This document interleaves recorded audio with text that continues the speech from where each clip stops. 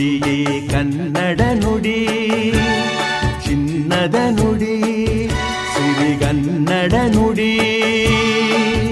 ನಾವಿರುವ ತಾಣವೇ ಗಂಧದ ಗುಡಿ, ಅಂದದ ಗುಡಿ, ಚಂದದ ಗುಡಿ. ನಾವಾಡುವ ನುಡಿಯೇ ಕನ್ನಡ ನುಡಿ, ನಾವಿರುವ ತಾಣವೇ ಗಂಧದ ಗುಡಿ, ಅಂದದ ಗುಡಿ, ಗಂಧದ ಗುಡಿ, ಚಂದದ ಗುಡಿ, ಶ್ರೀಗಂಧದ ಗುಡಿ. ಆಹಾ ಆಹಾ ಆಹಾ.